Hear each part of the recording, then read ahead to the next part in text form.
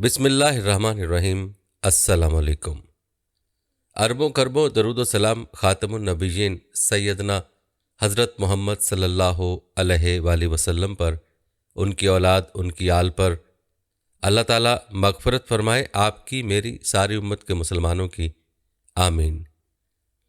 Tirmidhi शरीफ की हदीस number 3686 में अक़बा बिन आमिर रज़ी अल्लाह ताला अन्हु रिवायत करते हैं कि नबी करीम सल्लल्लाहु अलैहि वसल्लम का फरमान है कि अगर मेरे बाद कोई नबी होता तो उमर होते।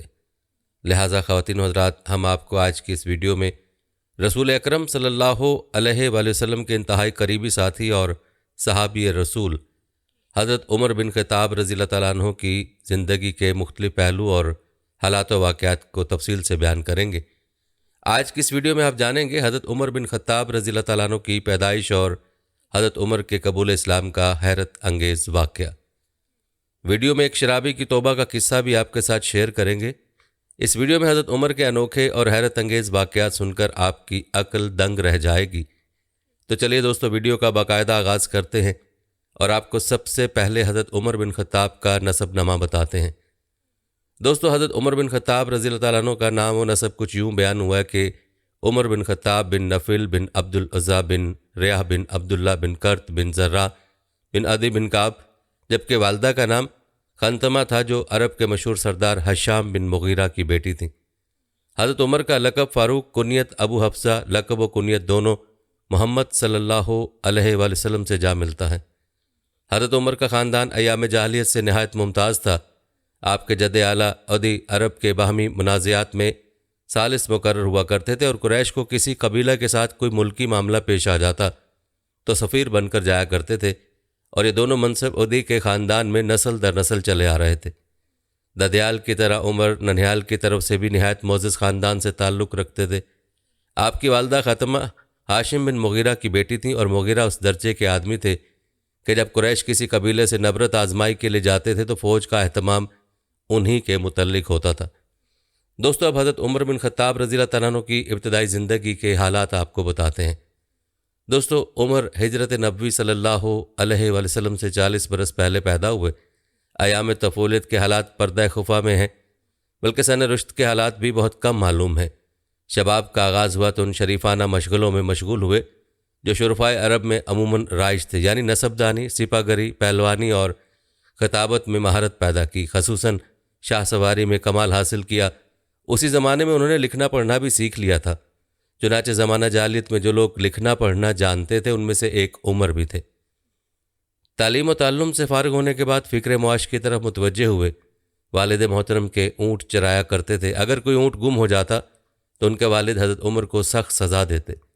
दोस्तों, हज़रत उमर की ज़िंदगी का 27वां साल था कि रेगिस्तान अरब में आफताब इस्लाम रोशन हुआ और मक्का की घाटियों से तौहीद की सदा बुलंद हुई।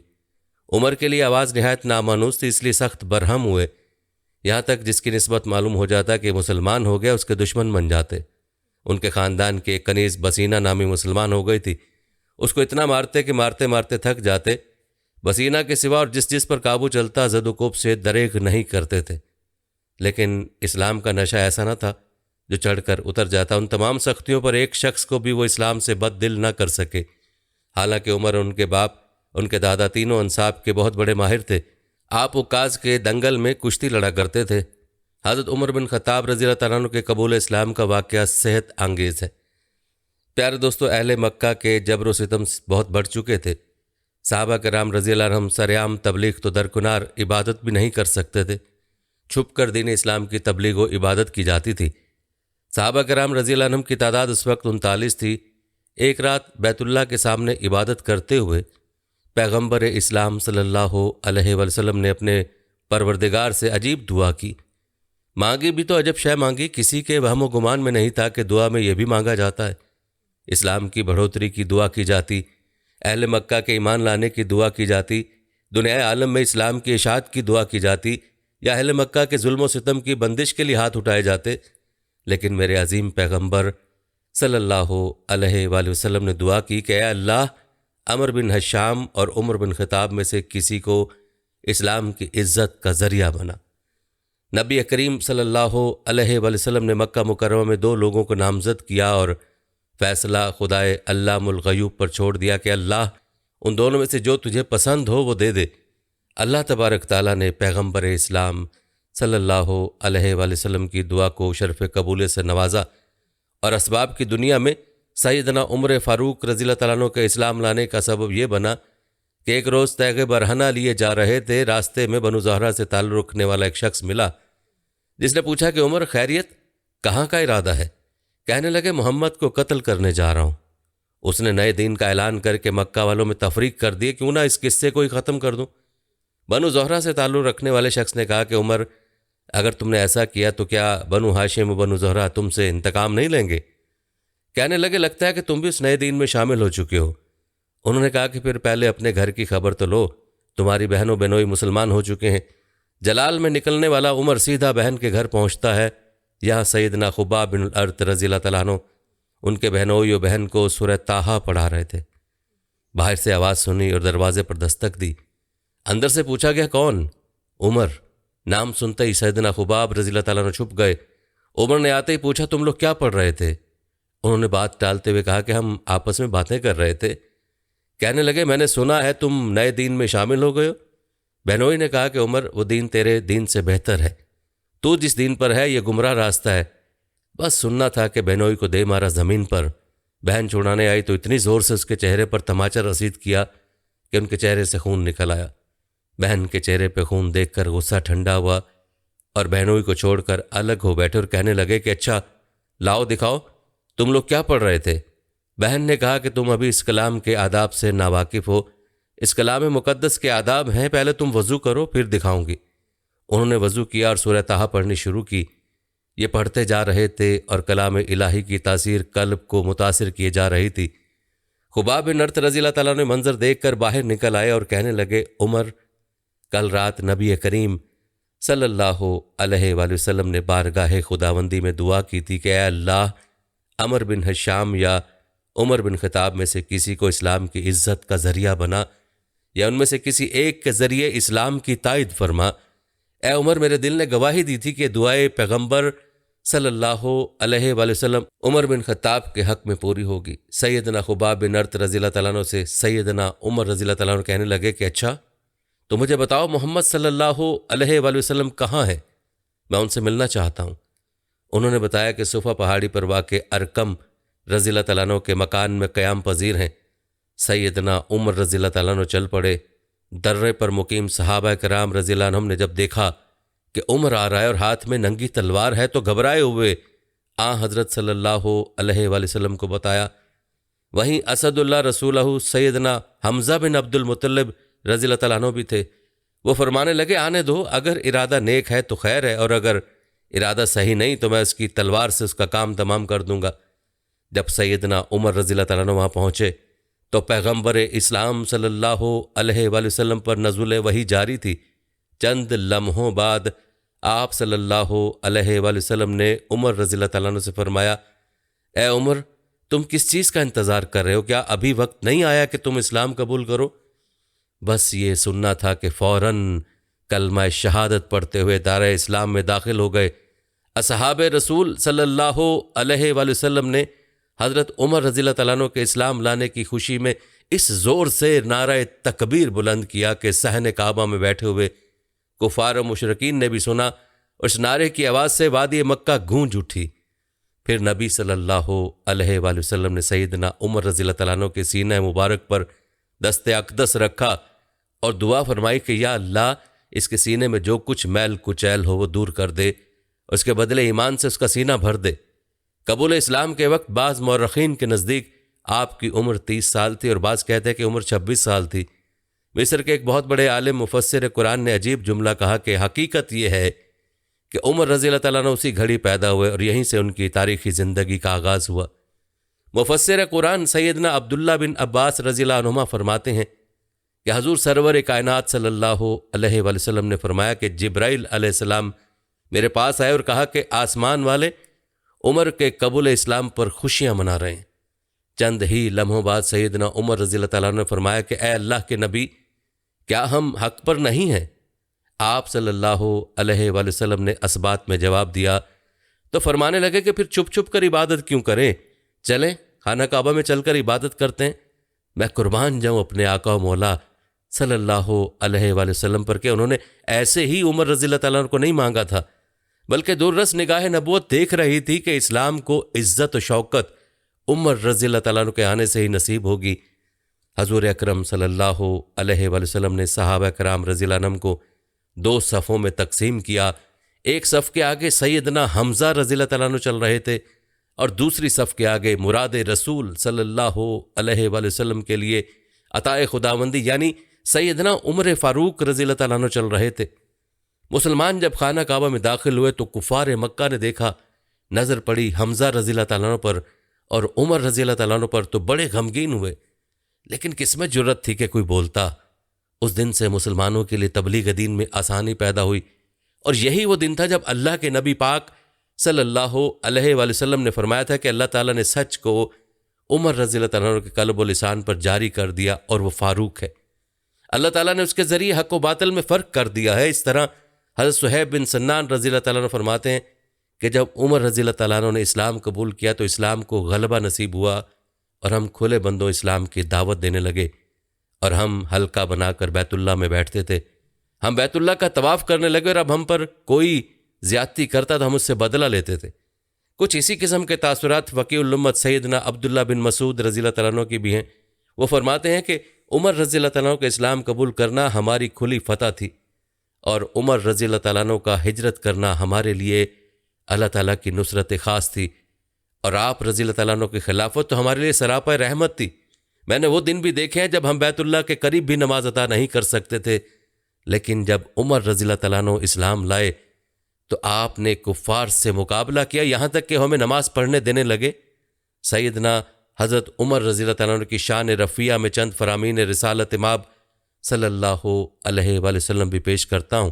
نبی اکرم صلی اللہ علیہ وآلہ وسلم فرماتے ہیں کہ اے ابن خطاب، اس ذات پاک کی قسم جس کے دست قدرت میں میری جان ہے، جس راستے پہ آپ کو چلتا ہوا شیطان پا لیتا ہے اس راستے سے ہٹ جاتا ہے، وہ راستہ چھوڑ کر دوسرا راستہ اختیار کرتا ہے۔ صحیح بخاری میں روایت ہے کہ حضور پاک صلی اللہ علیہ وآلہ وسلم فرماتے ہیں، میں نے حالت خواب میں دودھ پیا یہاں تک کہ میں اس سے سیر ہو گیا اور اس کی سیرابی کے آثار میرے ناخنوں میں نمایاں ہونے لگے۔ پھر میں نے وہ دودھ عمر رضی اللہ تعالیٰ عنہ کو دے دیا۔ اصحاب رسول صلی اللہ علیہ وآلہ وسلم نے پوچھا، یا رسول اللہ، اس خواب کی تعبیر کیا ہے؟ تو آپ صلی اللہ علیہ وآلہ وسلم نے فرمایا، علم۔ اسی طرح امام بخاری نے ایک اور روایت بھی اپنی صحیح میں درج کی ہے کہ سیدنا ابو سعید خدری رضی اللہ تعالیٰ عنہ فرماتے ہیں کہ میں نے رسول اللہ صلی اللہ علیہ وآلہ وسلم کو یہ فرماتے ہوئے سنا کہ میں نیند میں تھا، میں نے لوگوں کو دیکھا کہ میرے سامنے پیش کیے جا رہے ہیں، اور انہوں نے قمیصیں پہنی ہوئی ہیں، کسی کی قمیص سینے تک اور کسی کی اس سے نیچے تک، اور پھر عمر رضی اللہ تعالیٰ عنہ کو پیش کیا گیا۔ انہوں نے ایسی لمبی اور کھلی قمیص پہنی ہوئی تھی کہ وہ زمین پر گھسٹتی جا رہی تھی۔ اصحاب رسول صلی اللہ علیہ وآلہ وسلم نے عرض کیا کہ یا رسول اللہ، اس خواب کی تعبیر کیا ہے؟ نبی کریم صلی اللہ علیہ وآلہ وسلم نے فرمایا، دین۔ اسی طرح بڑی ہی مشہور و معروف حدیث نبوی ہے کہ نبی کریم صلی اللہ علیہ وآلہ وسلم نے فرمایا، اگر میرے بعد کوئی نبی ہوتا تو عمر ہوتا، یعنی اگر سلسلہ نبوت جاری رہتا تو سیدنا حضرت عمر رضی اللہ تعالیٰ عنہ بھی منصب نبوت سے سرفراز کیے جاتے۔ ایک حدیث مبارکہ میں ہے کہ رسول مکرم و معظم صلی اللہ علیہ وآلہ وسلم نے فرمایا کہ تم سے پہلے جو گزری ہیں ان میں محدث ہوا کرتے تھے، اور میری امت میں اگر کوئی محدث ہے تو وہ عمر رضی اللہ تعالیٰ عنہ ہیں۔ ایک بار سیدنا عمر رضی اللہ تعالیٰ عنہ شفیع اعظم نبی اکرم صلی اللہ علیہ وآلہ وسلم کی بارگاہ میں حاضر ہوئے اور عمرے کی اجازت طلب کی، تو نبی صلی اللہ علیہ وآلہ وسلم نے فرمایا، اے میرے بھائی، اپنی نیک دعاؤں میں ہمیں بھی شریک کرنا اور بھول نہ جانا۔ ایک دفعہ حضور پرنور صلی اللہ علیہ وآلہ وسلم احد کے پہاڑ پر تشریف لے گئے، ہمراہ ابو بکر، عمر اور عثمان رضی اللہ تعالیٰ عنہ بھی تھے۔ احد کا پہاڑ لرزنے لگا تو حضور انور صلی اللہ علیہ وآلہ وسلم نے اپنا قدم مبارک احد پر مارتے ہوئے فرمایا، اے احد، ٹھہر جا، تجھ پر اس وقت نبی، صدیق اور شہید کے علاوہ اور کوئی نہیں۔ اس کے بعد سیدنا عمر رضی اللہ تعالیٰ عنہ دعا فرمایا کرتے تھے کہ اے اللہ، مجھے اپنی راہ میں شہادت کی موت دینا، اور موت آئے تو تیرے حبیب صلی اللہ علیہ وآلہ وسلم کے شہر میں آئے۔ اسی طرح حضرت عمر رضی اللہ تعالیٰ عنہ کے خادم اسلم بیان کرتے ہیں کہ میں ایک رات عمر رضی اللہ تعالیٰ عنہ کے ساتھ نکلا، چلتے چلتے مدینہ منورہ سے خاصی دور نکل گئے۔ ہمارا مقصد باہر اور دور کی آبادیوں کی دیکھ بھال اور ان کی خبر گیری کرنا تھا۔ اچانک ہماری نظر ایک جلتی ہوئی آگ پر پڑی۔ حضرت عمر رضی اللہ تعالیٰ عنہ نے فرمایا، لگتا ہے کہ کچھ قافلے ہیں، رات اور ٹھنڈک کی وجہ سے آگے نہیں بڑھ سکے، چلو وہاں چلے دیکھیں، شاید انہیں کوئی ضرورت ہو۔ ہم تیز تیز چل کر پہنچے تو کیا دیکھتے ہیں کہ ایک عورت ہے، اس کے ساتھ چند بچے ہیں، آگ پر ایک ہانڈی رکھی ہوئی ہے اور بچے چیخ چیخ کر رو رہے ہیں۔ عمر رضی اللہ تعالیٰ عنہ نے سلام کیا اور کہا کہ کہو کیا حال ہے؟ عورت نے جواب دیا، ٹھنڈک اور رات کی وجہ سے ہم یہیں ٹھہر گئے۔ فرمایا، یہ بچے کیوں رو رہے ہیں؟ جواب دیا، شدت بھوک سے۔ پوچھا، اس ہانڈی میں کیا ہے؟ جواب ملا، صرف پانی ہے، بہلانے اور چپ کرانے کے لیے رکھ دیا تاکہ سو جائیں۔ خدا عمر رضی اللہ تعالیٰ عنہ کو سمجھ دے، اور وہ حضرت عمر رضی اللہ تعالیٰ عنہ کو کوسنے اور بد دعا دینے لگی۔ حضرت عمر رضی اللہ تعالیٰ عنہ نے کہا، خدا تیرا بھلا کرے، بھلا عمر کو کیا معلوم کہ تم کس حال میں ہو؟ عورت نے بڑی روبدار آواز اور غصے سے کہا کہ ہمارا خلیفہ ہے اور ہمارے حال سے غافل و لاپرواہ ہیں۔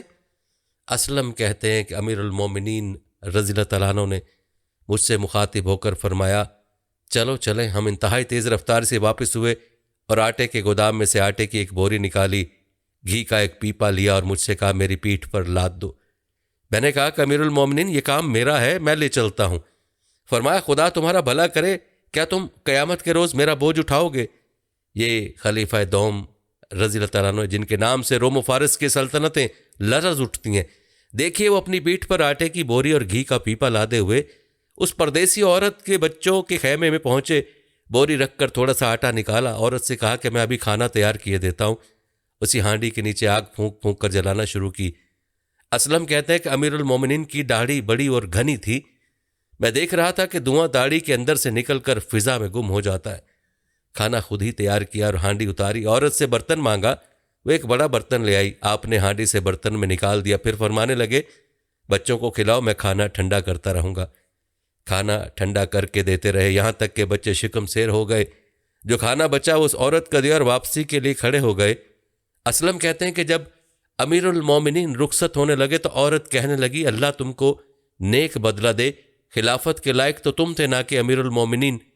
آپ نے فرمایا، دعائے خیر کرو، صبح امیر المومنین کے پاس آنا، وہاں تم مجھ کو پاؤ گی اور انشاءاللہ تمہارے گزارے کے لیے بھی بہتر فیصلہ کیا جائے گا۔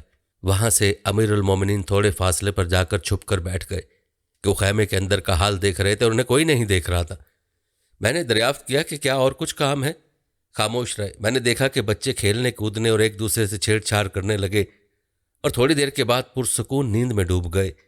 امیر المومنین رضی اللہ تعالیٰ عنہ خدا کا شکر ادا کرتے ہوئے اٹھ کھڑے اور مجھے مخاطب کر کے فرمایا، اسلم، بھوک نے ان بچوں کو بے خوابی میں مبتلا کر دیا تھا اور اسی کی وجہ سے بلبلا کر رو رہے تھے۔ میں نے آخری منظر کو دیکھے بغیر جانا پسند نہ کیا۔ اسی طرح حضرت عمر رضی اللہ تعالیٰ عنہ آج شب میں پھر حسب معمول خبر گیری کے لیے نکلے ہوئے ہیں، مدینہ منورہ کے ایک کشادہ میدان سے گزر رہے ہیں۔ ناگاہ بالوں کا بنا ہوا ایک خیمہ ہے، اس کے اندر سے ایک عورت کے کراہنے کی آواز آ رہی ہے۔ خیمے کے دروازے پر ایک آدمی فکر و تشویش میں ڈوبا ہوا بیٹھا ہے۔ حضرت عمر رضی اللہ تعالیٰ عنہ آگے بڑھ کر اس شخص کو سلام کرتے ہیں اور دریافت کرتے ہیں کہ آپ کون اور کہاں سے آئے ہیں؟ جواب ملتا ہے، بدوی ہیں، امیر المومنین رضی اللہ تعالیٰ عنہ سے تعاون اور امداد کے لیے حاضر ہوں۔ میں پوچھا، خیمے کے اندر سے آواز و کرا کیسی ہے؟ وہ بدوی نہیں جانتا تھا کہ یہ امیر المومنین حضرت عمر رضی اللہ تعالیٰ عنہ ہیں۔ کہا کہ میاں اپنا کام کرو، ایسی بات مت پوچھو جس سے تمہارا واسطہ نہ ہو، جاؤ، خدا تمہارا بھلا کرے۔ حضرت عمر رضی اللہ تعالیٰ عنہ نے بڑی محبت اور نرمی سے اصرار کر کے پوچھا، نہیں بتاؤ گے کیا بات ہے؟ تو اس نے بتایا کہ عورت کے یہاں ولادت کا وقت قریب ہے اور درد ذہ میں مبتلا ہے، اس کے پاس کوئی نہیں ہے۔ حضرت عمر رضی اللہ تعالیٰ عنہ سنتے ہی بڑی تیز رفتار سے گھر واپس گئے اور اپنی اہلیہ حضرت ام کلثوم بنت علی کرم اللہ وجہہ سے فرمایا کہ خدا نے تمہیں ثواب کا ایک موقع دیا ہے، کیا ثواب حاصل کرنا چاہتی ہو؟ پوچھا، کیا معاملہ ہے؟ ان سے اس بدوی کا حال بیان کیا اور پھر فرمایا، اپنے ساتھ نومولود بچے کے لیے کچھ کپڑے اور عورت کے لیے تیل وغیرہ لے لو اور ایک پتیلی گھی اور کچھ کھانے کا سامان بھی لے لو۔ اہلیہ سب سامان لے کر نکلیں تو آپ نے پتیلی اور سامان وغیرہ خود اٹھایا اور وہ آپ رضی اللہ تعالیٰ عنہ کے پیچھے پیچھے روانہ ہو گئی۔ بدوی کے خیمے پر پہنچے، بیوی اندر داخل ہو گئی اور خود بدوی کے پاس بیٹھ کر آگ جلانے اور کھانا پکانے لگے۔ بدوی بیٹھا ہوا دیکھتا رہا، اسے یہ علم نہ تھا کہ کون ہے۔ تھوڑی دیر کے بعد حضرت عمر رضی اللہ تعالیٰ عنہ کی اہلیہ نے آواز دی کہ امیر المومنین، اپنے دوست کو لڑکے کی مبارکباد دے دیجئے۔ بدوی یہ سنتے ہی سناٹے میں آ گیا اور لرز کر دور جا کھڑا ہوا۔ حضرت عمر رضی اللہ تعالیٰ نے فرمایا کہ اپنی جگہ پر بیٹھو اور گھبراؤ نہیں۔ پتیلی اٹھا کر اپنی بیوی کو دی اور کہا کہ عورت کو کھلا پلا دو۔ جب وہ کھا چکی تو امیر المومنین رضی اللہ تعالیٰ نے بدوی کے سپرد کی اور فرمایا کہ لو، کھا لو اور آرام کر لو، تم رات بھر جاگتے رہے اور بے آرام رہے۔ امیر المومنین کی اہلیہ خیمے سے نکلیں تو آپ رضی اللہ تعالیٰ نے واپس ہونے لگے۔ اس بدوی کو سلام کیا اور فرمایا کل ہمارے پاس آنا، ہم تمہارے ساتھ تعاون کریں گے۔ جب وہ شخص امیر المومنین کی خدمت میں حاضر ہوا تو انہوں نے اس کے بچے اور اس کے لیے وظیفہ مقرر فرما دیا۔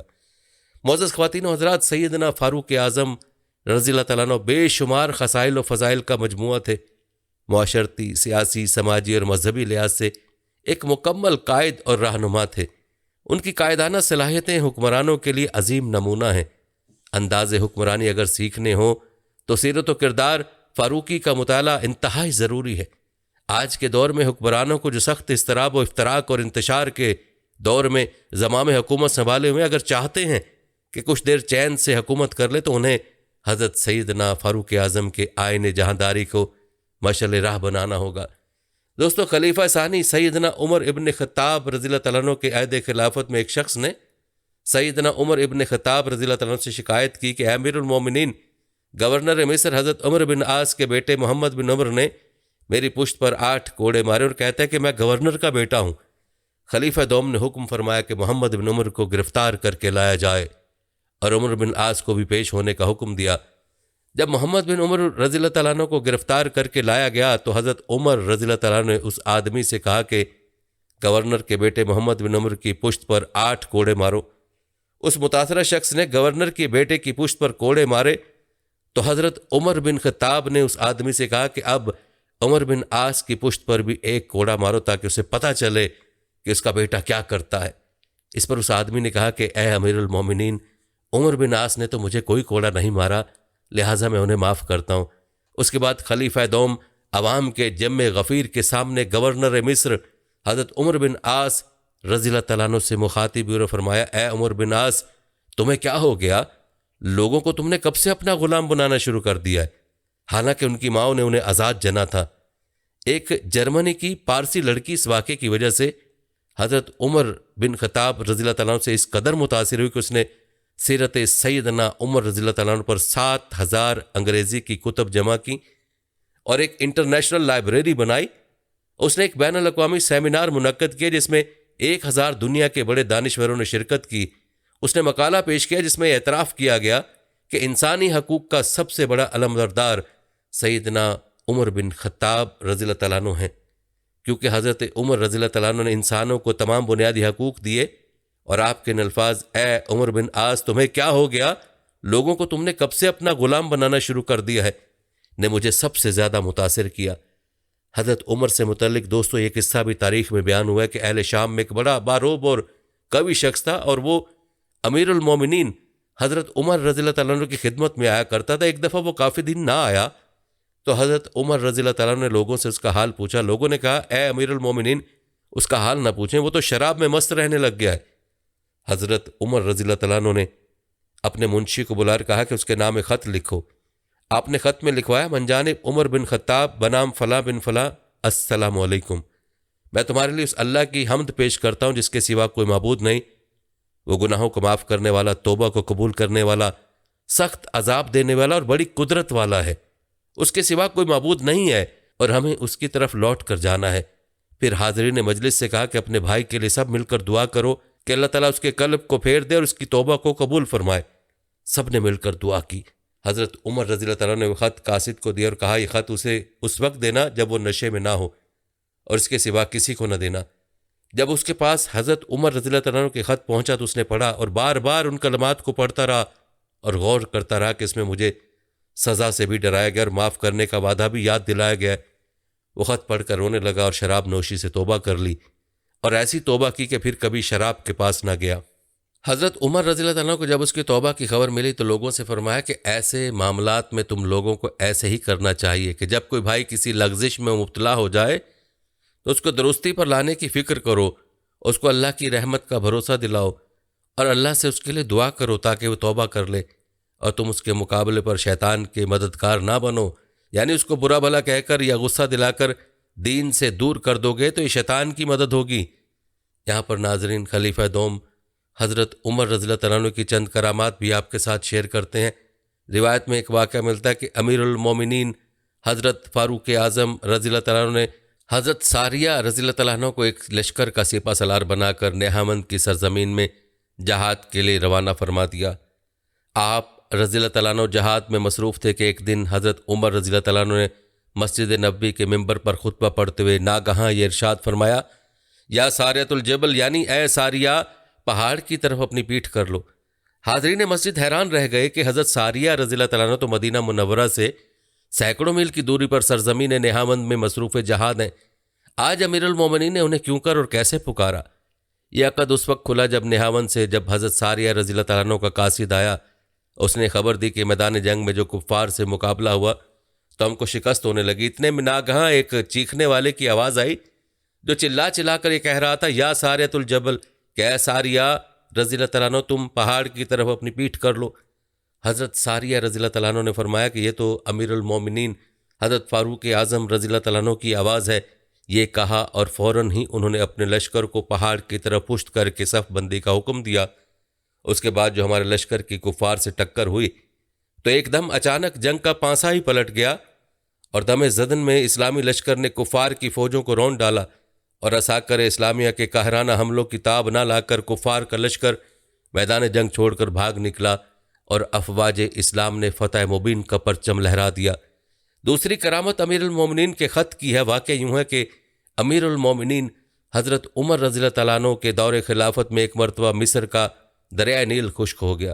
مصری باشندوں نے مصر کے گورنر عمرو بن عاص رضی اللہ تعالیٰ عنہ سے فریاد کی اور کہا کہ مصر کی تمام تر پیداوار کا دار و مدار اسی دریائے نیل کے پانی پر ہے۔ اے امیر، اب تک ہمارا یہ دستور رہا ہے کہ جب کبھی بھی یہ دریا سوکھ جاتا تھا تو ہم لوگ ایک خوبصورت کنواری لڑکی کو اس دریا میں زندہ دفن کر کے دریا کی بھیٹ چڑھایا کرتے تھے۔ اس عمل کے نتیجے میں دریا جاری ہو جایا کرتا تھا۔ اب ہم کیا کریں؟ گورنر نے جواب دیا کہ ارحم الراحمین اور رحمت للعالمین کا رحمت بھرا دین اسلام ہرگز کبھی بھی اس بے رحمی اور ظالمانہ فعل کی اجازت نہیں دے سکتا، لہذا تم لوگ انتظار کرو، میں دربار خلافت میں خط لکھ کر دریافت کرتا ہوں، وہاں سے جو حکم ملے گا ہم اس پر عمل کریں گے۔ چنانچہ قاصد گورنر کا خط لے کر مدینہ منورہ دربار خلافت میں حاضر ہوا۔ امیر المومنین نے گورنر کا خط پڑھ کر دریا نیل کے نام ایک خط تحریر فرمایا جس کا مضمون یہ تھا، اے دریائے نیل، اگر تو خود بخود جاری ہوا کرتا تھا تو ہم کو تیری کوئی ضرورت نہیں، اور اگر تو اللہ تعالیٰ کے حکم سے جاری ہوتا تھا تو پھر اللہ تعالیٰ کے حکم سے اب بھی پہلے کی طرح جاری ہو جا۔ امیر المومنین رضی اللہ تعالیٰ عنہ نے اس خط کو قاصد کے حوالے فرمایا اور حکم دیا کہ میرے اس خط کو دریائے نیل میں دفن کر دیا جائے۔ چنانچہ آپ کے فرمان کے مطابق گورنر مصر نے اس خط کو دریائے نیل کے خشک ریت میں دفن کر دیا۔ اللہ تعالیٰ کی شان کہ جیسے ہی امیر المومنین رضی اللہ تعالیٰ عنہ کا خط دریا میں دفن کیا گیا، فوراً ہی دریا جاری ہو گیا اور اس کے بعد پھر کبھی خشک نہیں ہوا۔ تیسری کرامت چادر دیکھ کر آگ بجھنے کی ہے۔ واقعہ یوں ہے کہ آپ رضی اللہ تعالیٰ عنہ کی خلافت کے دور میں ایک مرتبہ ناگہاں ایک پہاڑ کے غار سے ایک بہت ہی خطرناک آگ نمودار ہوئی جس نے آس پاس کی تمام چیزوں کو جلا کر راکھ کا ڈھیر بنا دیا۔ جب لوگوں نے دربار خلافت میں فریاد کی تو امیر المومنین نے حضرت تمیم داری رضی اللہ تعالیٰ عنہ کو اپنی چادر مبارک عطا فرمائی اور ارشاد فرمایا کہ تم میری چادر لے کر آگ کے پاس چلے جاؤ۔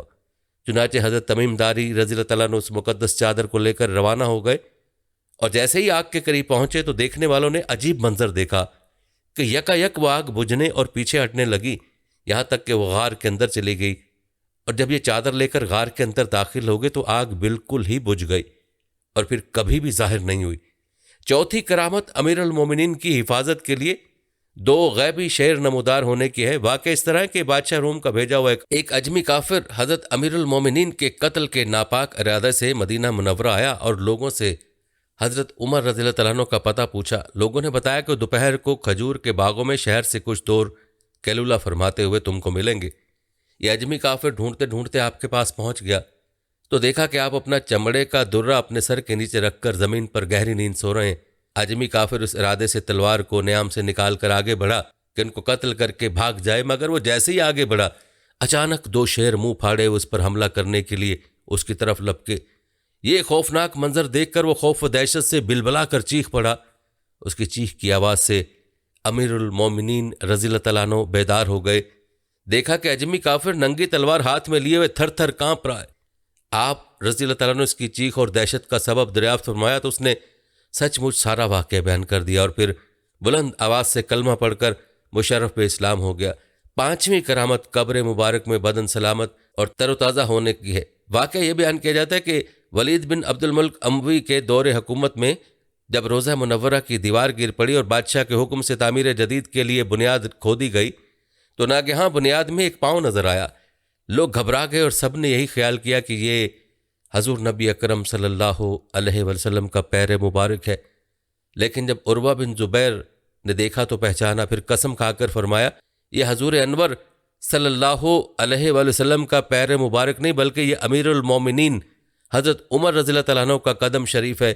इतना अरसा बीत जाने के बावजूद वो पैर बिल्कुल सही सलामत और तरोताज़ा था, जैसे किसी जिंदा इंसान का पैर हो। 6ठी करामत फरासत से कातिल उस्मान व अली रज़ियल्लाहु तआला अन्हु की बरसा बरस पहले शनाख्त की है। कहा जाता है कि अब्दुल्ला बिन मुसलमा कहते हैं कि हमारे कबीले का एक वफ्द अमीरुल मोमिनीन हज़रत उमर रज़ियल्लाहु तआला अन्हु की बारगाह खिलाफत में आया तो उस जमात में अश्तर नखी नाम का एक शख्स भी था। अमीरुल मोमिनीन रज़ियल्लाहु तआला अन्हु ने उसको सर से पैर तक बार बार गर्म गर्म निगाहों से देखते रहे। फिर मुझसे दरियाफ्त फरमाया क्या ये शख्स तुम्हारा ही कबीले का है?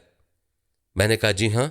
उस वक्त आप रज़ियल्लाहु तआला अन्हु ने फरमाया अल्लाह ताला इसको गारत करे, उसके शर व फसाद से इस उम्मत को महफूज रखे। नाजरीन, हज़रत उमर फ़ारूक को उनकी ख्वाहिश के मुताबिक अल्लाह पाक ने शहादत की मौत अता फरमाई। 26 ज़िलहज 23 हिजरी थी कि सैयदना उमर फ़ारूक रज़ियल्लाहु तआला अन्हु मामूल के मुताबिक नमाज फ़जर की अदायगी के लिए मस्जिद नबवी में तशरीफ़ लाए। मुग़ीरा बिन शैबा रज़ियल्लाहु तआला अन्हु की एक पारसी फ़िरोज़ नामी ग़ुलाम ने, जिसकी कुनियत अबू लोलू थी, हज़रत उमर से अपने आका की भारी महसूल मुकर्रर करने की शिकायत की। शिकायत बेजा थी, इसलिए हज़रत उमर ने तवज्जो न की। इस पर वो इतना नाराज़ हुआ कि सुबह की नमाज में खंजर लेकर अचानक हज़रत उमर रज़ियल्लाहु तआला अन्हु पर हमला कर दिया और मुतवातर 6 वार किए। हज़रत उमर ज़ख्म के सदमे से गिर पड़े। ये ऐसा ज़ख्मकारी था कि इससे आप जानवर ना हो सके। उस कातिल ने वहीं मस्जिद में मज़ीद 7 नमाजियों को भी कत्ल कर दिया और जब पकड़ा गया तो ख़ुद के पेट में भी वही खंजर मार कर ख़ुदकुशी कर ली। हज़रत उमर 3 रोज़ इसी कैफियत में रहे। जो दवा दी जाती वो कटी हुई आंतों से बाहर आ जाती थी। लिहाजा अपने बेटे अब्दुल्ला को सैयदा आयशा सिद्दीक़ा रज़ियल्लाहु तआला अन्हा के पास भेजा कि मेरी ख्वाहिश है कि आपके हुजरे में रसूलुल्लाह सल्लल्लाहु अलैहि वसल्लम के पहलू में दफन कर दिया जाऊं। इजाज़त मिलने पर हज़रत उमर को खुशी हुई। अल्लाह ने तीनों साथियों को एक जगह जमा कर दिया। रसूलुल्लाह सल्लल्लाहु अलैहि वसल्लम जब भी कुछ फरमाते तो कहा करते थे मैंने और सिद्दीक़ व फ़ारूक ने ऐसा किया, मैं अबू बकर और उमर निकले, मैं अबू बकर और उमर आए, यानी हर काम में दोनों को शरीक किया। दुनिया इस्लाम का सूरज फ़ारूक आज़म रज़ियल्लाहु तआला अन्हु की मौत ज़ीज़ की इस कशमकश में यकम मुहर्रम को दाई अजल को लब्बैक का और दुनिया में ज़मीन के हिस्से में जिसे रसूलुल्लाह सल्लल्लाहु अलैहि वसल्लम ने जन्नत का टुकड़ा कहा था, रियाजुल जन्ना में रसूलुल्लाह और सिद्दीक़ के हमरा अबदी नींद सो रहे हैं। आपकी नमाज जनाजा हज़रत सुहैब रज़ियल्लाहु तआला अन्हु ने पढ़ाई। वफ़ात से पहले फरमाया देखो मैं मर जाऊँ तो मेरी आंखें बंद कर देना और मुतवस्सित दर्जे का कफन देना। अगर अल्लाह के यहाँ मेरी कुछ भलाई है तो मुझे उससे बेहतर लिबास मिलेगा, अगर उसके सिवा कुछ और हुआ तो ये भी छिन जाएगा। इब्ने अब्बास बोले आपको कुछ नहीं होगा, आप अमीरुल मोमिनीन और सैयदुल मोमिनीन हैं, अमीनुल मोमिनीन हैं। आप किताबुल्लाह के मुताबिक फ़ैसला सुनाते और तकसीम में भी इंसाफ का ख्याल रखते थे। ये अल्फाज सुनकर तस्कीन हुई। उठकर बैठे कहा इब्ने अब्बास क्या तुम इसकी गवाही देते हो? तो इब्ने अब्बास ने कहा मैंने बावसूख कहा है। सैयदना फ़ारूक रज़ियल्लाहु तआला अन्हु ने शाने पर हाथ फेर और कहा गवाह रहना। प्यारे दोस्तों, हज़रत उमर की शहादत दुनिया इस्लाम के लिए एक अजीम अलमिया है। हमारी दुआ है कि अल्लाह रब्बुल इज़्ज़त हज़रत उमर रज़ियल्लाहु तआला अन्हु के दर्जात आली को मज़ीद बुलंद फरमाए। अल्लाह ताला हमारे हुक्मरानों को भी हज़रत उमर की ज़िंदगी से सबक सीखने की तौफ़ीक़ अता फ़रमाए। आमीन या रब्बुल आलमीन। मेरे प्यारे भाई और बहनों, मैं उम्मीद करता हूँ कि आपको आज की हमारी वीडियो अच्छी लगी होगी। अगर वीडियो अच्छी लगी है तो लाइक करें, शेयर करें और हमारे चैनल को सब्सक्राइब ज़रूर कर दें। इसके साथ ही हमें यहाँ दीजिए इजाज़त। ملتے ہیں اگلی آنے والی